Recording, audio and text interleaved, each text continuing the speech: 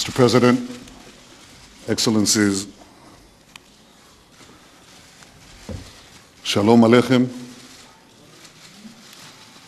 Shalom al Kulanu.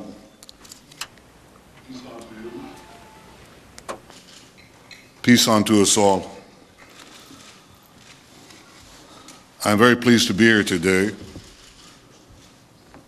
to begin our common effort to achieve a lasting peace between Israelis and Palestinians. I want to thank you, President Obama, for your tireless efforts to renew this quest for peace.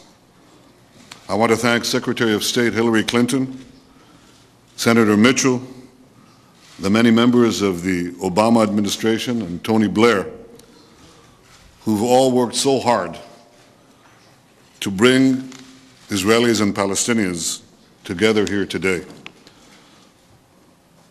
I also want to thank President Mubarak and King Abdullah for their dedicated and meaningful support to promote peace, security, and stability throughout our region. I deeply appreciate your presence here today. I began with the Hebrew word for peace, shalom. Our goal is shalom. Our goal is to forge a secure and durable peace between Israelis and Palestinians. We don't seek a brief interlude between two wars. We don't seek a temporary respite between outbursts of terror.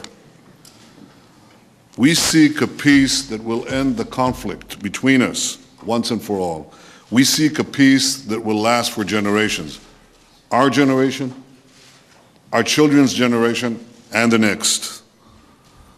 This is the peace my people fervently want. This is the peace all our peoples fervently aspire to. This is the peace they deserve. Now, a lasting peace is a peace between peoples, between Israelis and Palestinians. We must learn to live together, to live next to one another and with one another. But every peace begins with leaders. President Abbas, you are my partner in peace. And it is up to us, with the help of our friends, to conclude the agonizing conflict between our peoples and to afford them a new beginning. The Jewish people are not strangers in our ancestral homeland, the land of our forefathers. But we recognize that another people shares this land with us. I came here today to find an historic compromise that will enable both our peoples to live in peace, in security, and in dignity. I've been making the case for Israel all of my life. But I didn't come here today to make an argument. I came here today to make peace. I didn't come here today to play a blame game where even the winners lose. Everybody loses if there's no peace. I came here to achieve a peace that will bring a lasting benefit to us all. I didn't come here to find excuses or to make them. I came here to find solutions. I know the history of our conflict and the sacrifices that have been made. I know the grief that has afflicted so many families who lost their dearest loved ones. Only yesterday, 4 Israelis, including a pregnant woman, and another woman, a mother of 6 children, were brutally murdered by savage terrorists. And 2 hours ago, there was another terror attack. And thank God, no one died.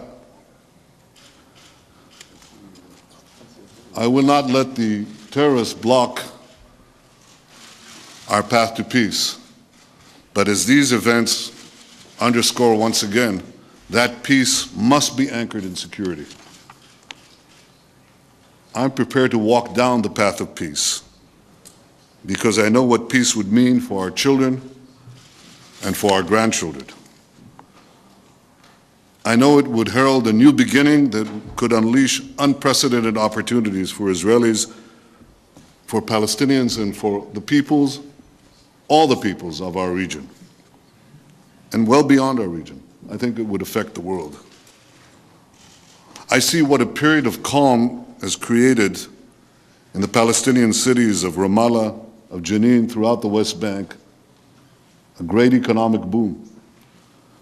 And real peace can turn this boom into a permanent era of progress and hope. If we work together, we can take advantage of the great benefits afforded by our unique place under the sun. We're at the crossroads of 3 continents, at the crossroads of history, and at the crossroads of the future. Our geography, our history, our culture, our climate, the talents of our people can be unleashed to create extraordinary opportunities in tourism, in trade, in industry, in energy, in water, in so many areas. But peace must also be defended against its enemies. We want the skyline of the West Bank to be dominated by apartment towers, not missiles. We want the roads of the West Bank to flow with commerce, not terrorists. And this is not a theoretic request for our people. We left Lebanon and we got terror. We left Gaza and we got terror once again. We want to ensure that territory will concede, will not be turned into a third Iranian-sponsored terror enclave armed at the heart of Israel, and may I add, also aimed at every one of us sitting on this stage. This is why a defensible peace requires security arrangements that can withstand the test of time and the many challenges that are sure to confront us. And there will be many challenges, both great and small.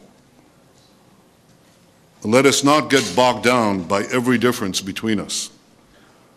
Let us direct our courage,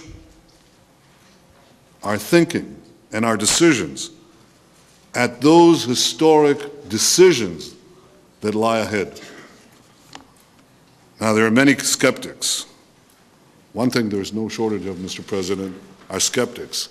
This is something that you're so familiar with, that all of us in a position of leadership are familiar with. There are many skeptics. I suppose there are many reasons for skepticism, but I have no doubt that peace is possible. President Abbas, we cannot erase the past, but it is within our power to change the future. Thousands of years ago, on these very hills where Israelis and Palestinians live today, the Jewish prophet Isaiah and the other prophets of my people envisioned a future of lasting peace for all mankind. Let today be an auspicious step in our joint effort to realize that ancient vision for a better future. Thank you.